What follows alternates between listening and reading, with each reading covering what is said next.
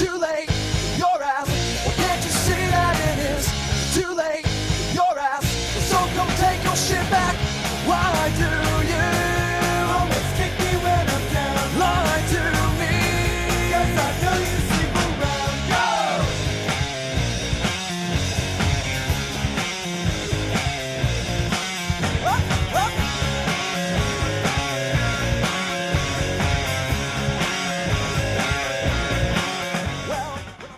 Retarded. We're mentally retarded and sexually retarded. These guys are stand-up comedians on stage.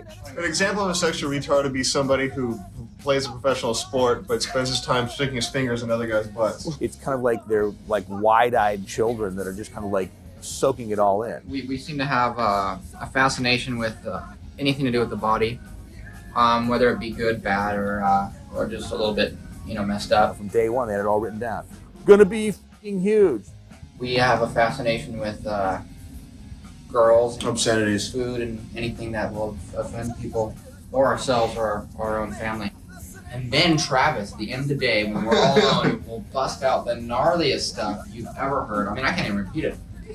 I cannot and I will not. For 10 years now, California band Blink-182 have made an art form out of schoolboy humour, with playful songs full of charm and wit winning them legions of followers across the world. One time, I believe it was Mark who took off his pants on the air while Hillary, our afternoon DJ, was on. From their early days playing in Tom's garage to their records going platinum and their concert tours packing them in all over the world, it's safe to say that Blink-182 is now a worldwide phenomenon. I'm gonna be 50 years old and be like, yeah, let's go out there and masturbate and, screw your parents, don't go to school. And I'm gonna be like 50, it's gonna be bad. Tom DeLonge, Mark Hoppus and Travis Barker have had an amazing career to date, with their potty humour helping them have fun along the way. And it looks as though their popularity is going to keep on running.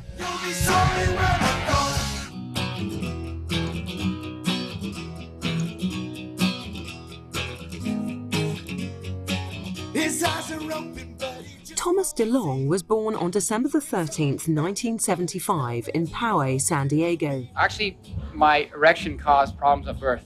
The founding member of the band, which was originally just known as Blink, he had been a less than perfect student. But there was one thing he did apply himself to: his guitar. One teacher from his school at Poway High, Mr. Reese, remembers his strong personality and popularity with the teachers and kids. Tom was a very funny guy, and to single out one thing, I mean, most days he would mostly hang near this front table, and we'd talk almost constantly while I was running the class. From the very beginning, I knew Tom was in the room. He was the kind of guy that made you laugh. He was a very funny man, so it kind of worked out because I liked to tease back. He'd make fun of something or turn a phrase. It was kind of neat. And I think that probably shows up in his ability to write lyrics. But he's a very bright boy. You could tell he was bright from the get-go. He kind of did things maybe in a little different fashion to get to the end result, but that works here. Yeah, he was very popular at school. He was the kind of guy, in fact, he was voted homecoming king his senior year. And he said it was a big joke that everybody voted for him as a joke, but Tom really, I think, wanted to be the homecoming king, and he wanted to be connected to the school. He had a good time. At the same time, the people that really knew him well knew that he would definitely amount to something someday. He just had that kind of nature to him. You can tell sometimes if somebody's going to, and it may not even have been music. I think he would have been successful in anything he really wanted. This is Sally calling the office. Sally Walmacker, Poway High's security manager, also enjoyed her dealings with Tom. I think it was kind of like Batman and the Joker. Me being Batman and Tom DeLonge being the Joker. We were friendly adversaries. And so I think that he took great pleasure in trying to outwit me, and I took great pleasure in trying to outwit him. So it was just kind of a game. I first remember meeting Tom and his friend Scott when they were leaving school at lunchtime, and I had to ask them if they had permission. And I can remember that Tom did some little comedy routine that was very entertaining. And because of that, he stuck in my mind. And sure enough, every time I had a contact with Tom, he always was extremely entertaining, had a quick wit, great sense of humor. The next link in the chain was bass player Mark Hoppus, who was born in Ridgecrest, California in March 1972. Scott Richardson, a friend of Mark's at school, remembers his strong sense of fun while working part-time together at a local pizza joint. Working with Mark in the pizza place, just like any other waiter or a lot of other waiters, I was in the back, and he would be bringing out pizzas back and forth that I would make, and him screaming at us, we screaming at him. It was really, really, really busy restaurant at the time, so screwing around was kind of limited to after hours. My most embarrassing moment was when I walked in on my parents having sex. And 45 minutes later, my dad's like, "Get out of here." The final member of the band to join was local drummer Scott Rayner. All the completed three-piece needed now was a place to practice and a hope that one day they would get that all-important first gig.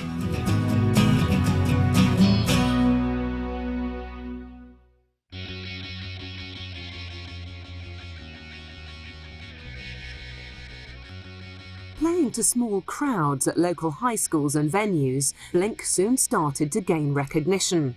Bram Goodis, whose father Eric owned Cargo Records, was friends with the band and instrumental in getting them their first record deal. They actually moved into the area where I was living, and that's kind of how I met them, is because they were looking for places to skate around that area, so I kind of showed them all like the local spots and stuff like that, and that's how we became friends.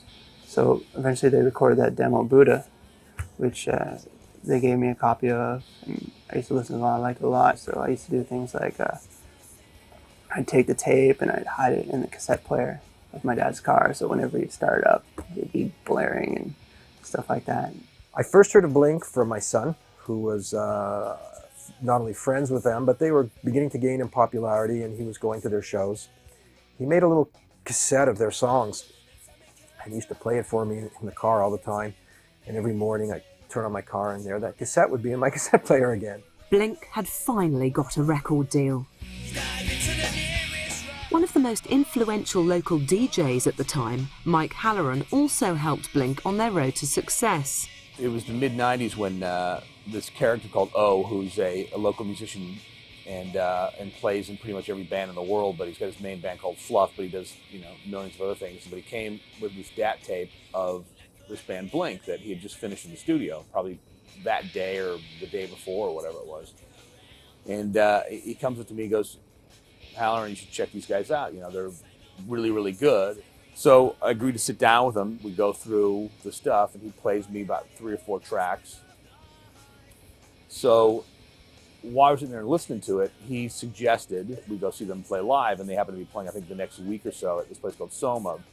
There were so many kids that were singing songs and singing lyrics of these songs, and girls jumping up on stage and, flashing their boobs, and I was like, what is going on here? I'm just going, why are all these kids here? If I haven't played this on the radio yet, I'm missing something. So we went back to the station, and probably, maybe about a week or so later, we dropped the song into a, okay rotation, And what ended up happening was the requests started just flooding in. Blink's local recognition continued to grow, with lots of people on hand to give them sound advice. This included their good friend Rob Cakeley, a teacher at Poway High School, who at the time had strong links with the local music industry.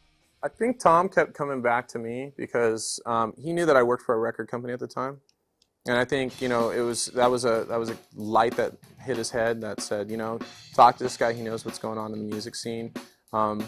He seemed to respect my opinion about a lot of different things. I knew what record companies were somewhat looking for beyond just the average band that was happening. So, he would come back in, and eventually, after a couple months, he finally brought me in the CD, which was Cheshire Cat.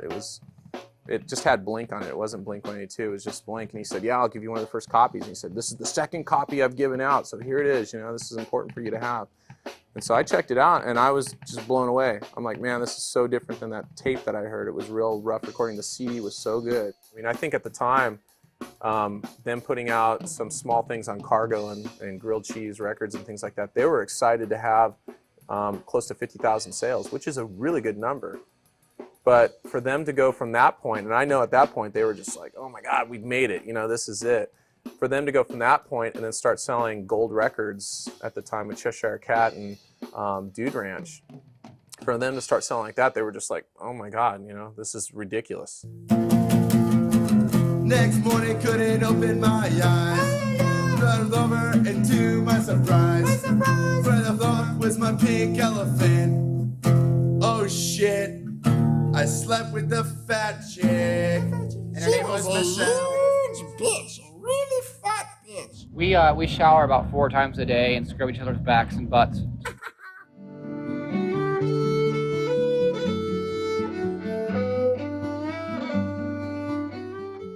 One thing that was causing the guys a problem in their early days was their name.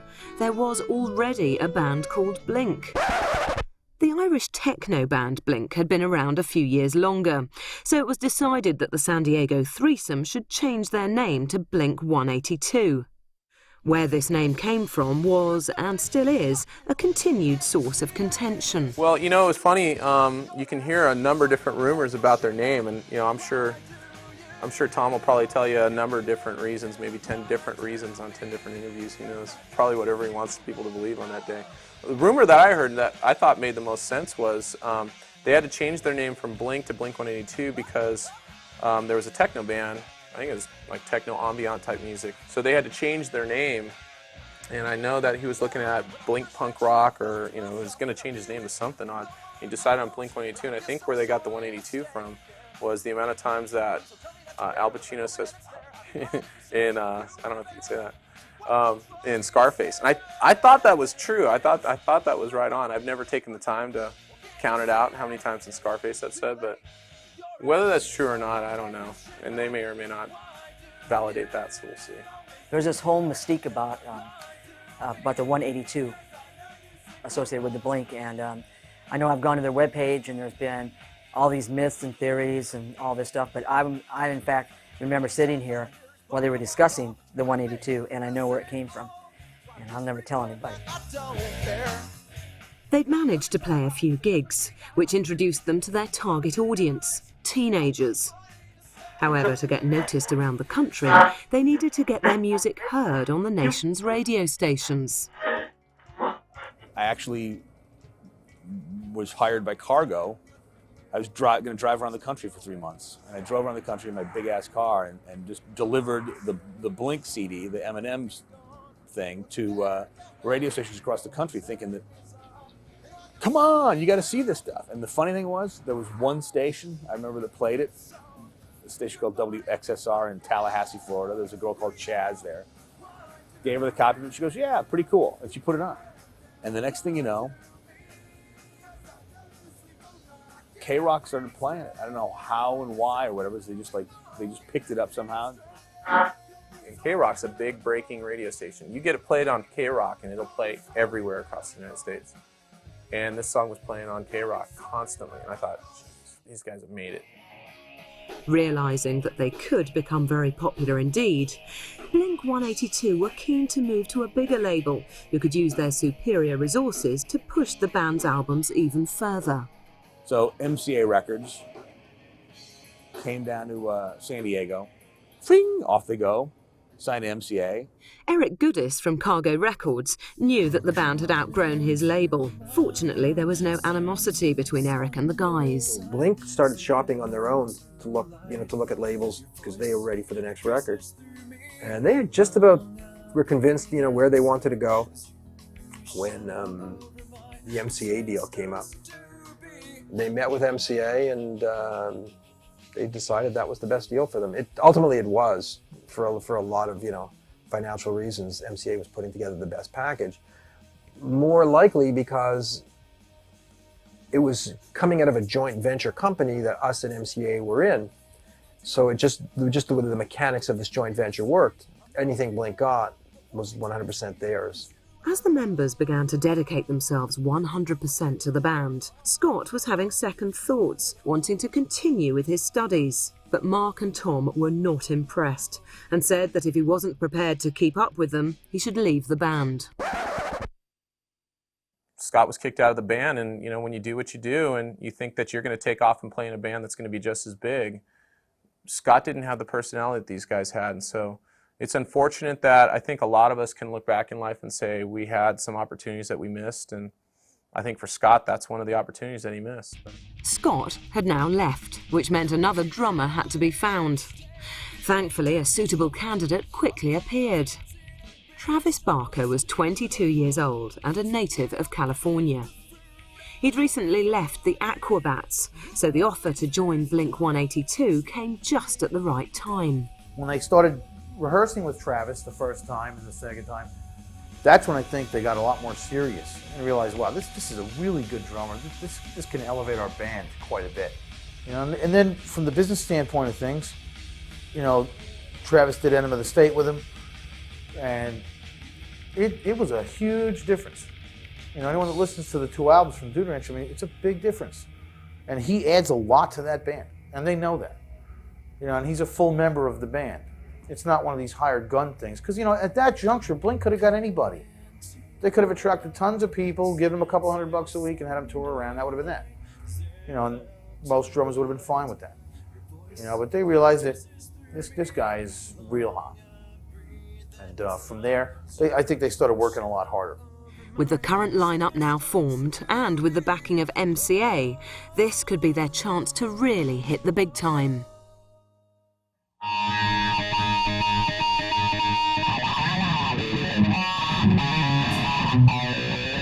We already conquered Europe years and years ago as a country. We don't need to go over there and do that again. Yeah, I think we've conquered a lot of countries as Americans. Not as musicians, but America has conquered a lot of other countries. So we figured that Europe's gotten bombed so many times, they just, we're not going to build this place back up. So until they build it up, we're not going back over there. For years, they would be known as teenagers, long after Mark and Tom had passed the age of 19.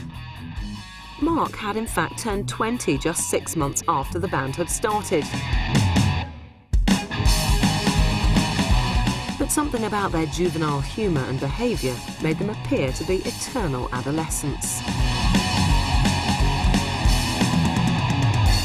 Mark was definitely the liveliest, so his age didn't show. Discovered my body when I was fairly young, and once. Is that illegal? If you discover your body when you're under 18, is that considered, you know, something against yourself? Right. Tom probably tended to be more like Mark, but was also a little more businesslike. He wanted to know more of the details on how things worked. I think if you look at Mark and Tom at that age, they were probably like any 17 or 18-year-old kids, you know, fresh out of high school, you know, typical teenager. They know everything, right? Can't tell them a thing. Totally funny guys.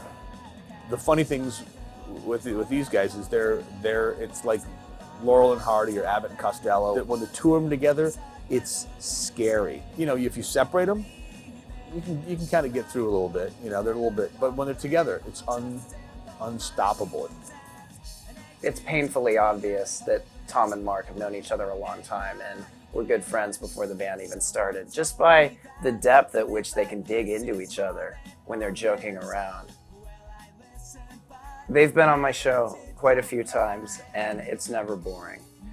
There's never a moment of silence. If I'm not talking, they are, and quite frankly, even if I am talking, they are too. We never actually played naked. I mean, we used to get naked backstage, look around with other bands just as a joke to get a laugh or whatever, but the naked thing we're kind of over. Ready to go, pretty boy? Yeah, we're almost ready to go. Tom? Yeah, that's good. Tom's a brilliantly nice guy. He is bigger than life too. I mean, you could just tell by talking to him that he's got a very, his mind is running 4 times faster than yours. You know, and it's always funny. He always finds the funny aspect in whatever you're talking about.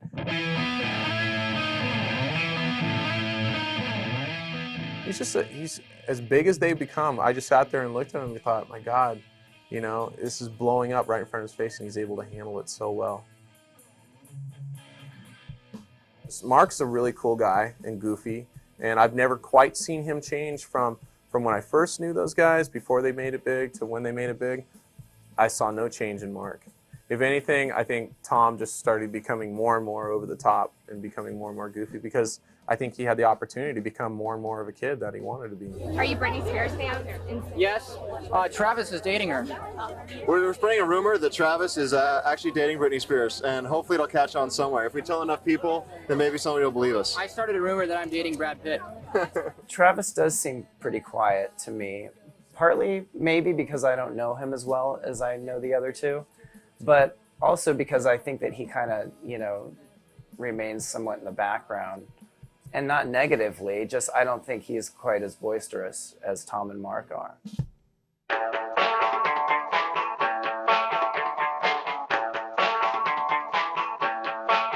I'm gonna be 50 years old. I'm gonna be like, yeah, let's go out there and masturbate and, yeah, screw your parents, don't go to school. And I'm gonna be like 50. It's gonna be bad. I'm sick of all this pointless aggravation.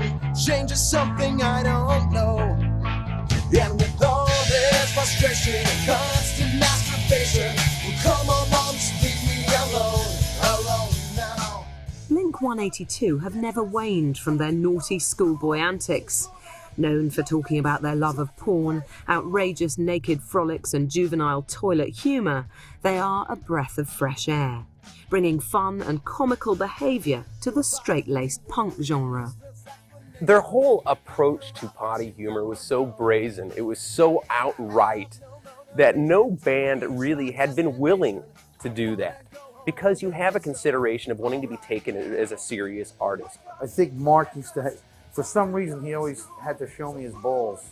I'd be looking through the window, his pants are down, he's sitting there with his legs open, that kind of thing. And he was always jerking around and having a good time, and him and Tom would tag off of each other a lot.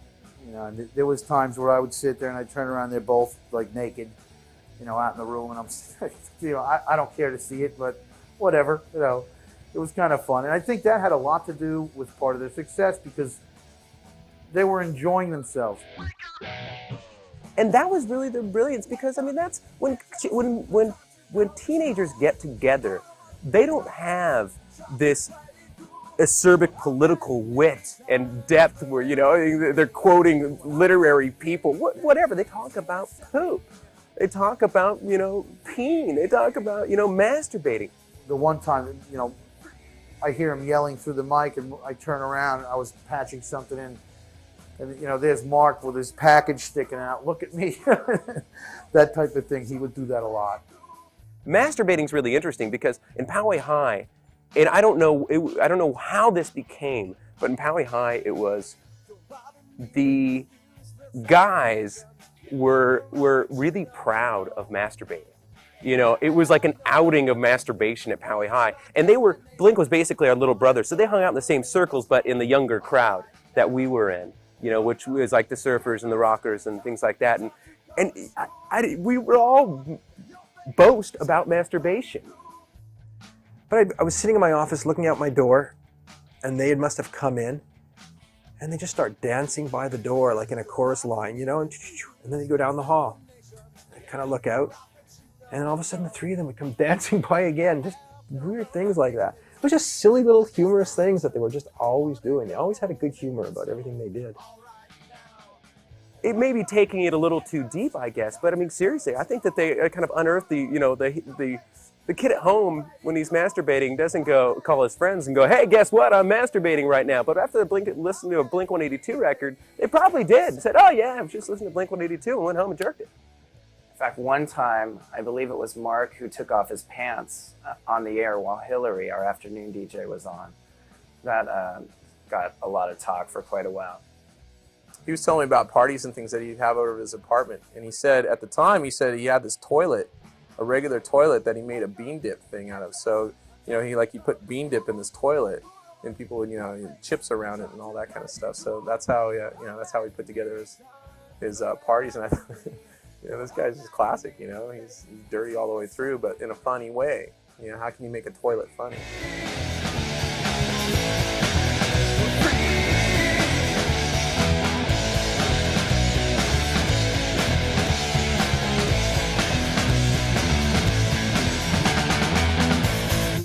No one ever smiled as big as you. No one ever looked so good when blue. No one ever had. By 1993, Blink had saved enough money to record a handful of songs from their Buddha album. They hired out several recording studios throughout the years around San Diego, including Double Time Studios. They came in to record what would later become the Buddha tapes. And that's when I first heard it. And it was real similar to a lot of the other bands that I had been recording at the time. But like I said, the writing was advanced. They had really good catchy tunes. They knew how to write. Even back then, they knew how to write real catchy tunes. And it wasn't, I think we did the Buddha tapes, and it wasn't long after that they signed with Cargo. We had 3 days to record and mix 17 songs, so if I can remember anything about that session, it would be just being rushed all the time to try and get everything done. There was never really any time to, take much of a break or even sit down for dinner and yak too much. We were working pretty much constantly within the hours we had, trying to get everything done that we needed to get done. When we were finished, I knew that it had serious problems, and we had sort of talked about that during the process, that we had no equipment, that we had, no budget, and we were being asked to create a 17-song record in 3 days, and I knew it wasn't going to happen. And several times during the process, I stopped the band and said, we got to call the label, we've got to ask for a couple more days of studio time to work on this, because this is going to be good, and we need to ask for money for rentals and equipment to help, boost up the sound a little bit. And, as far as they were concerned, everything was great, and just keep rolling, and we don't know what you're talking about, everything sounds fine, But it was obvious that there was no way it was going to fly the way it was. But as it was, we did what we could with that time. The guys took the tapes back to San Diego. Eric at the label told them exactly what I had been telling him for, a weekend, that, hey guys, it's not going to fly like this. And he was able to give them some more funding, send them back into a studio in San Diego to polish things up and to work a little harder on finishing the project. I think probably Eric at that point, hearing the material, he probably realized himself that, hey, you know what, this is turning out pretty darn good. At the time, of course, none of us thought that this little project that we worked on in a weekend was going to turn into this sort of international punk rock sensation.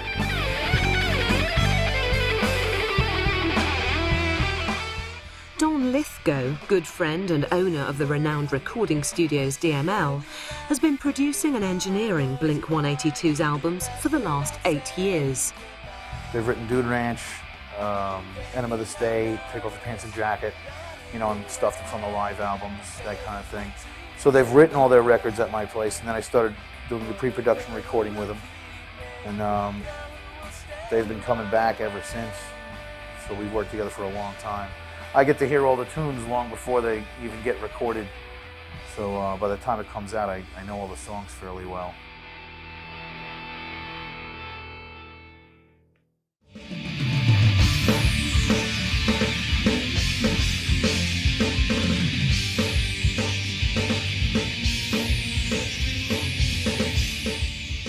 Blink-182 had always been first and foremost a live band.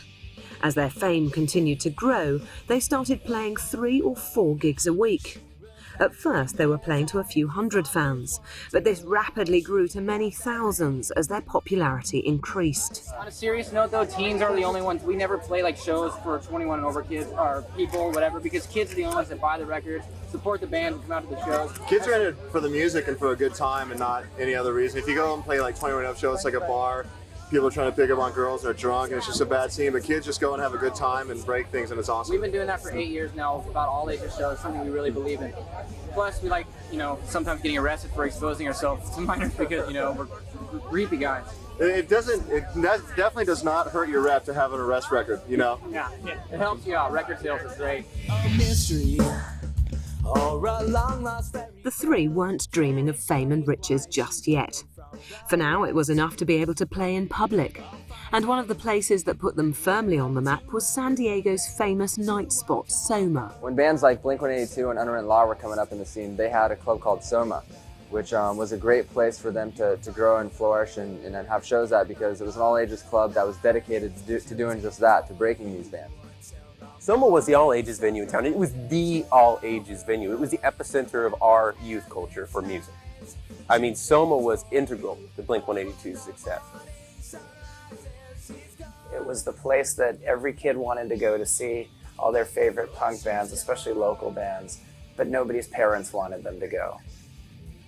And Blink-182 would go to high schools and put flyers for their shows in lockers. They'd climb over the fences after school, put every little flyer in every single locker, so they were courting a young audience. If they hadn't had Soma, I don't think it would have happened for them as quickly. I think that they had enough talent that eventually would have happened, period. But it would not have happened so quickly. Yeah, you know, catching Blink-182 live, I think, is probably one of the best hooks for anybody to have into the band, because they are an awesome performance group. And that was the main thing. It was just like watching like excitement happen on stage. To me, the whole thing is if you can't pull it off live, and I'm not saying they can't pull it off live because it's the show is one thing. Their musical style about playing live is not exactly. It's not like they're Pink Floyd playing note perfect, but they're definitely putting 150% into it. They're just having a good time, and that good time, and that love of that, the music and the style, the lifestyle, translates to the audience, and it just seems to work everywhere. A part of their shows, when you go to see Blink, it's not just about watching them play a certain amount of songs. It's they're performers. They crack a lot of stupid jokes. They say tons of stupid shit, and it's kind of makes it more fun to go to a show. Like it's a show. It's not just them playing songs. Next morning, couldn't open my eyes. Rolled over, and to my surprise, where the fuck was my pink elephant?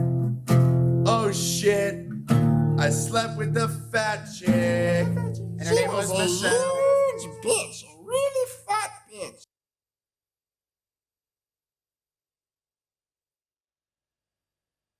She's standing all alone. She's waiting by the telephone. Buddha was their debut album, containing fast-paced songs with melodic hooks and showcasing Tom's irreverent lyrics. It's an impressive collection. With a recording under their belt, Blink-182 were now in a position to move on to much bigger and better things. The lyrical content is obviously, stayed basically the same, which just goes to my point that it was never contrived. It's just what they think about and talk about. I think they put it together better, and it's catchier and hookier and funnier. But the actual subject matter is stayed, by and large the same. I guess they've aged a little bit. It shows up in some of their phraseology. Happy punk rock. Happy punk rock. About girls and wieners and butts and masturbation. Blink-182, at least from when we started listening to them with Cheshire Cat and going into Dude Ranch, those albums kind of had more of a raw, unproduced, more punky sound. But as time went on, they definitely, as most bands, they matured and they developed into a more poppier sound, as with Enema of the State. And a lot of people say, oh, well, Blink-182 sold out because they changed their style of music. Well, I think that's bullshit, because, they just developed songs as they matured as a band. They got better, their songs got better.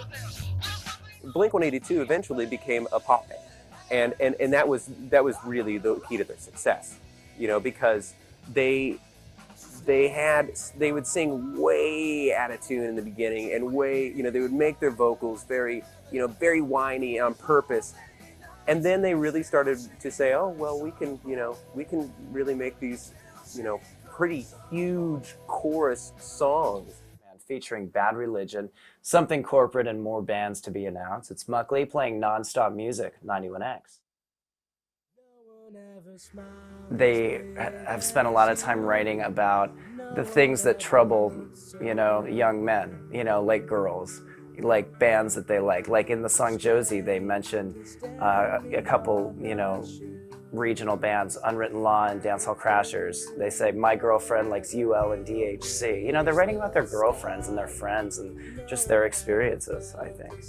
Like their newer album, you can tell that they've matured and gotten older, and that they've got kids now, because they're writing songs like "Stay Together" for the kids that you would never.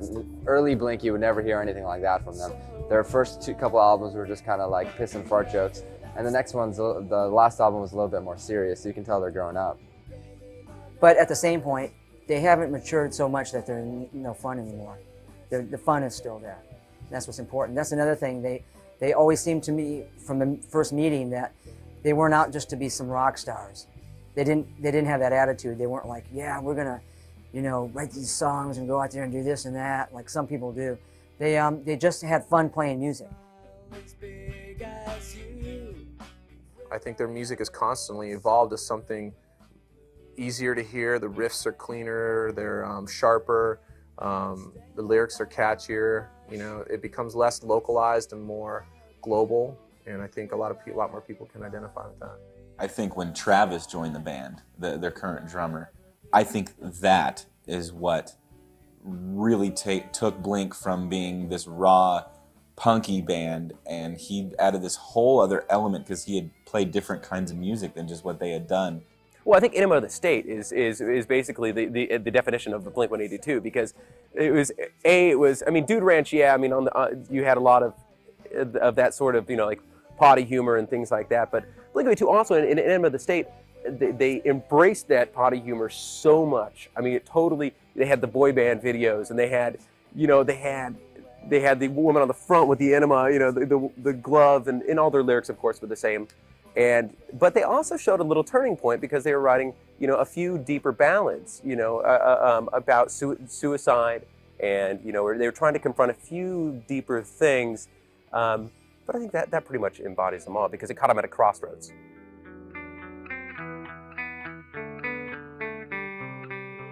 And you can hear the albums become more polished each time around, But I think that the writing, it's improved and it's gotten more mature, but I think it's still pretty much what they've been doing from day one.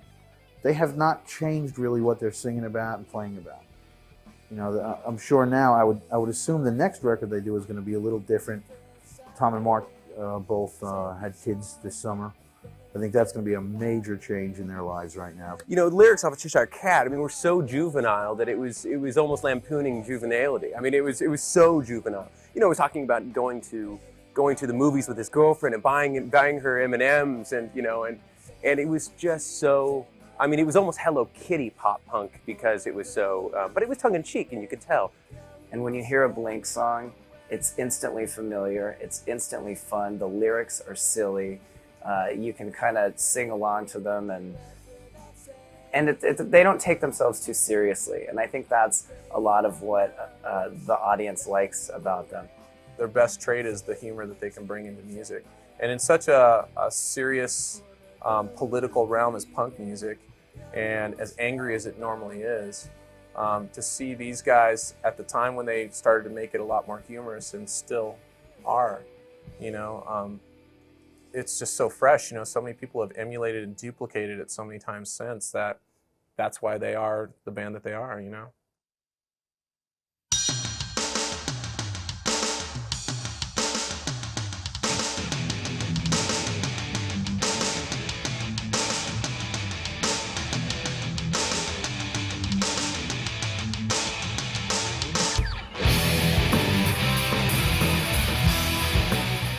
Legend has it that the track My Pet Sally was written about one of the security officers at Tom's old school in Poway. I was quite flattered when Tom had mentioned to me, and I had heard from other students that they had written a song about me. It was called My Pet Sally.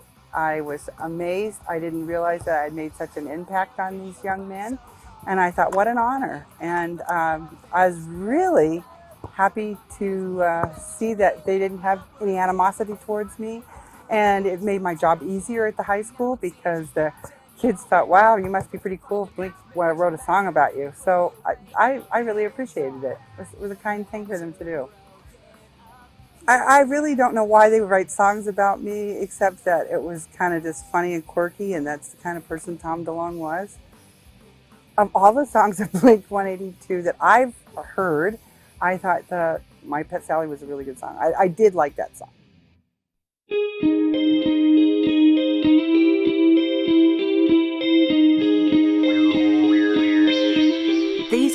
have gone all the way to the top.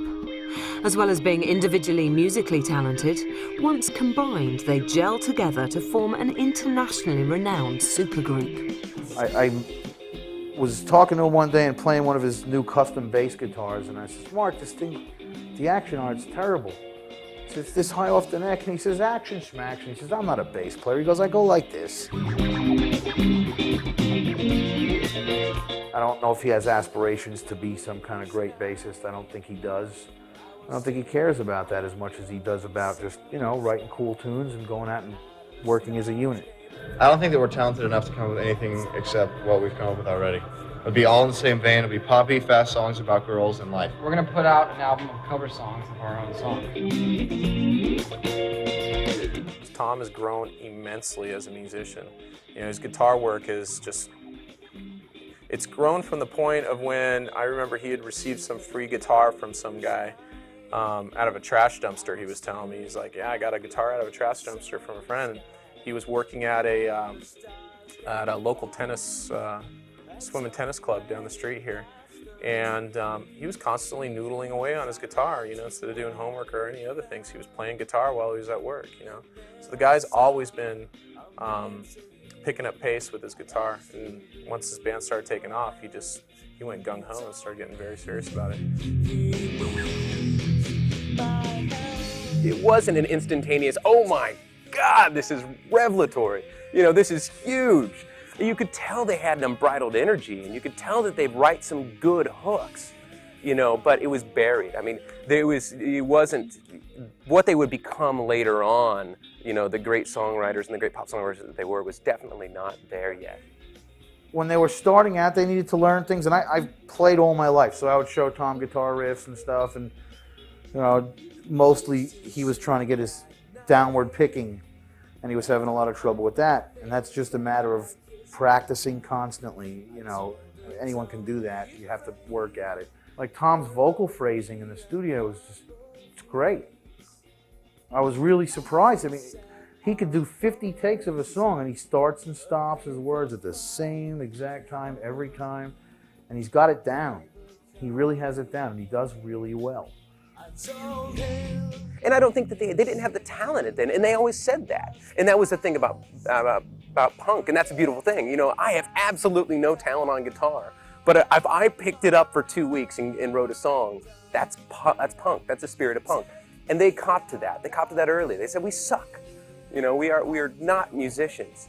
You know, I think that, you know, it comes from just a history of punk. You know, they listen to Fugazi, they listen to Descendants, they listen to, you know, the Ramones, and, you know, they realize that, hey, I don't have to go to Berklee School of Music. I don't have to be a virtuoso guitarist to really play this music. So, I mean, it just comes straight up from punk.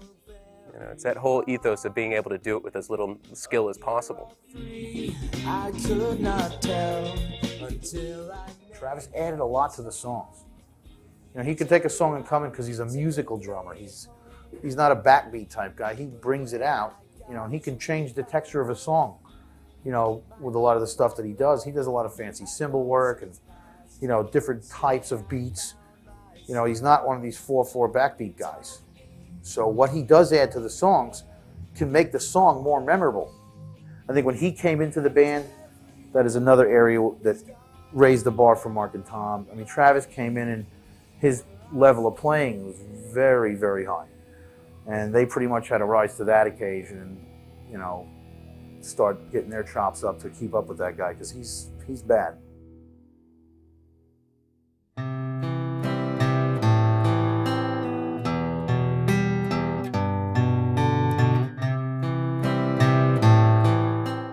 The success of Blink-182 has been a result of their writing, timing, and attitude to themselves. But most of all, not taking themselves too seriously. I think they've been real successful in everything that they've done because their timing is amazing. Their attitudes are great, and they can laugh at themselves. They can laugh at themselves harder than they can laugh at anyone else, and with an attitude like that, it's hard to create a lot of enemies. Bottom line, Blink, their success is just unabashed, loyalty to their fan base, where their roots, where they came from, and they're not ashamed to just lay everything out there, everything about themselves in their music, on stage, everything, they have there's no, boundaries. I mean, nothing's hidden from the listener, from the audience, and that's really where their successes come from. And a shitload of work. Yeah. Because all those things are great, but unless you're willing to work and push yourself and do what you have to do to do it, it won't matter for anything. So work is the biggest part. I think it was pretty obvious right off the bat that they had some good songs with high energy, but it wasn't really until we got to doing vocals on the songs that I realized that some of those songs were actually really good and really catchy. I think I can even remember asking Mark at one point about one tune, and I was like, dude, that one's really good. Do you mind if I cover that in my band, Well, I think they've become so successful because they're everything. They're not just, they write amazing pop hooks, but they're not just their music. You have some of the best bands in the world that can go up on stage and stare at their shoes and nobody will pay attention, but these guys are stand-up comedians on stage. As much as I didn't want to enjoy their potty humor, I did. I laughed.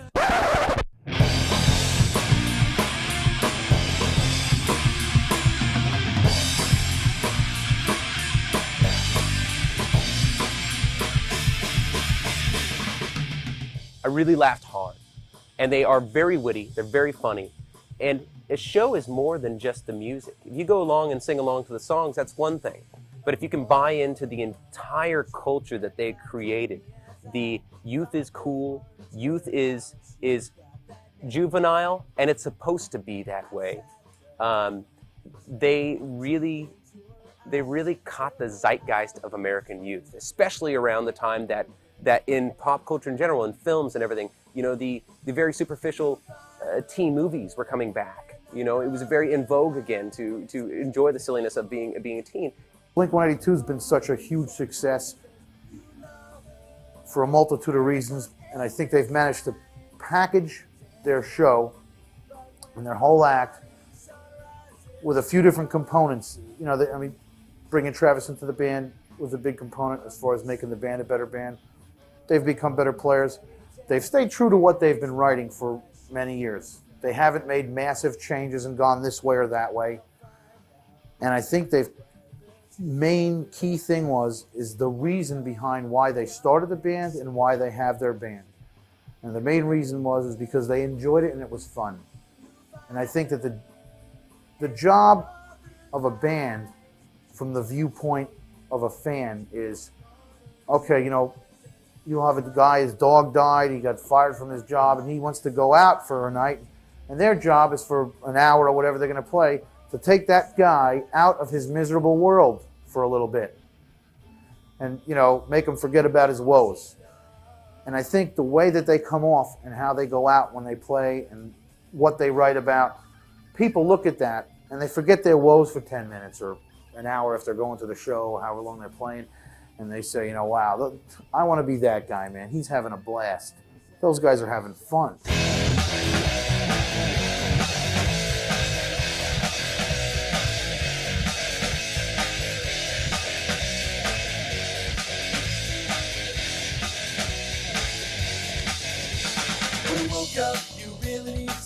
I think they've been as successful as they are because they don't really understand what the success is that they're having.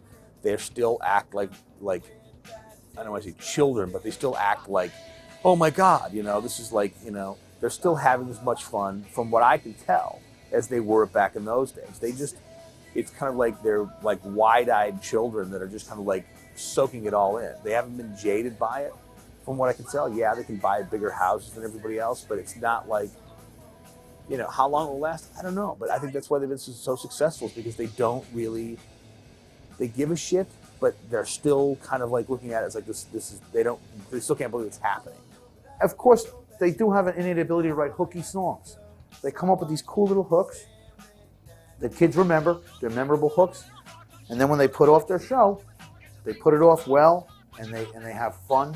And I think that's one of the key things where the audience views them as a band that says, wow, these guys are having a blast, man. I want to be them. And I think that's probably one of the main things that keeps them where they're at. The unique thing about Blink-182 was their interaction on stage, and they built themselves into characters. They built themselves into, music is so much more than the music itself. Blink's music was good, but then the image and the personality that they built up was the American Pie would make an entire movie, an entire series out of what Blink-182 was. And with all this frustration and constant masturbation, well, come on, mom, just leave me alone now. When they started out having concerts, when they started out making CDs, and when I started hearing some of their songs and stuff, I never imagined that they would have worldwide success. I did not see that in the picture, and I'm thrilled that it happened for them. One little phrase that Tom had said to me one night, which was kind of interesting. We were finishing some guitar tracks for, I think it was for Take Off Your Pants and Jack. And Tom had struck a chord, and the chord kind of rang out, and his head was down, and he was just looking at his hands. And he says, I can't believe that I've become so successful doing something that so many other people are so much better than me at. And of course I quickly said, you mean like me? And he said, yeah, exactly. But I think it was a thing where he's come along with his playing. If you sit there and if you gig as much as that band gigs and as much as they play and as much albums as they've made, you can't help but to get better. So it's not a thing where all of a sudden he was this level and then he's playing like Steve Vai or something. I don't think he cares about it. I don't really think that was a concern of his. His concern is, being good at what he does and putting on a show and, and having a good time while he's doing it. You can't ask for a better job than that.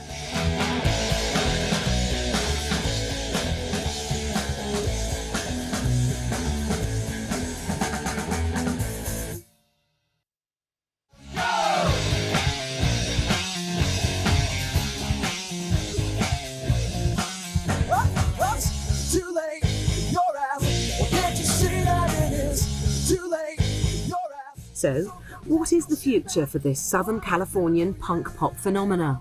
Future of the band, I would say, it's. I think they're doing everything they can right now to try to diversify, playing in other bands and doing other things. I think their biggest success would be if they decide to continue on as a band. Their music needs to continue to evolve. I think each one of their records had some cool tunes that were really catchy that just kept bumping them up to the next level. So each record, when they did Enema, I said to Marcus, so you think this is it? You'll do this out, and then the band takes a shit, and he says, that's what I thought about Dude Ranch. She goes, I was happy with that. I goes, I don't know. And I've seen him get asked, you going to keep making records? He says, sure, if they want to buy them, I'll make them. And I also think that when the time comes, if it comes, who knows, that they'd be graceful about it, and they would, they'd bow out nicely. They wouldn't be bitter. And I think if somebody comes up behind them, I think they'd, pass the torch off with grace. I don't think they'd have any problems with it. But they keep doing well. There almost seems to be a lot of side projects brewing within the Blink-182. Travis, the newer drummer, aside from Scott, like back in the day, he's playing with Tom's side project, what's Boxcar Racer now, and he's also playing in a side project called The Transplants with Rancid, with Tim Armstrong and Matt Freeman of Rancid.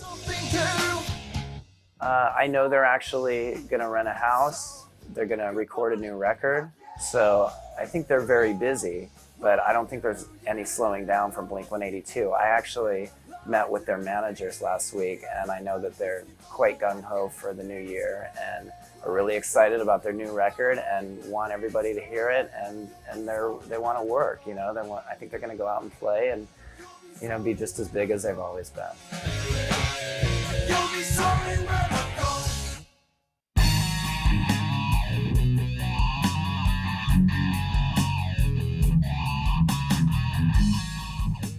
Every time they put out a record, it surprises me, because you always think that, you know, how, like with any band, you just presume there's a life. I mean, you know, how many Rolling Stones are there going to be, you know, go on for decade after decade, and every time a new band comes, it's, oh, sure, they're great, but they won't last. You know, I don't like to predict the future. They've surprised me time and time again, and I guess they'll continue to surprise me. It'll be interesting to see if they'll be able to pull this off in the future. As you've seen the side projects come about, I think that they're getting very restless. There's been rumors of that Mark and Tom aren't getting along as well anymore. They also both have children, you know, they're new parents, and I would see them going. I think that they'll always be together, but I think they've lost the zeitgeist of the youth that they had because of the side projects that are being diverted. Because you just can't hold on that long. Pearl Jam didn't do it. Green Day, they did it, but they're not as big as they once were. You know, you can't hold an audience for punk, especially punk. It's meant to be one album, you die, and you're out, and then that's it. They've held on to it for much longer than anybody thought they would. And I think they'll always write good songs. I think that they'll always have a fan base that'll buy the records, but I don't think that they'll keep the attention of the nation for too much longer, because it's not meant to be that way. Popular culture is way too fickle for that. I mean, I won't give up what I do for the world. I mean, this is a dream. There's a lot of things that suck about it. I mean, anything has its bad points. I mean, even, you know, I guess just being born into $1 million inheritance isn't that bad. There's nothing bad about that. That would be bad. If that wouldn't be a bad thing to happen. If you were born into $1 million inheritance, that'd be a good thing.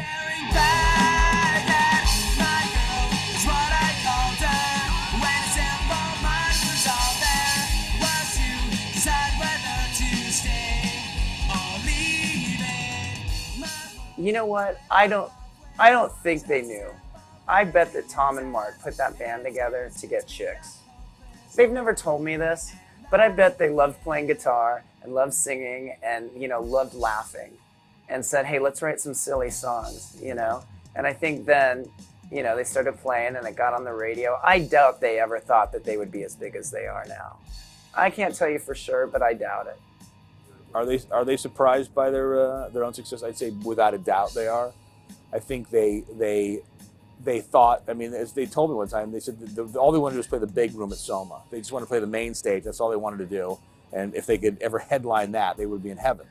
Their whole attitude, I think, sometimes is just like, when's this going to end, you know?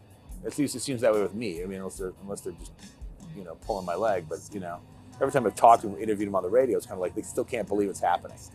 You know, and that's one of the reasons I think they're so grateful for it, because it's not like they let it, you know, get to them. At least so far they haven't. Well, we'll see. The wave of excitement surrounding Blink-182 shows no signs of slowing down. The band are already being called the punk phenomenon of the new millennium, having firmly fixed themselves into the punk rock hall of fame, with every other teenager hailing Blink-182 as their heroes. Long may they continue. That's what they did, hung out at the mall, messed around with girls, you know, told jokes, and now they've made a living out of it.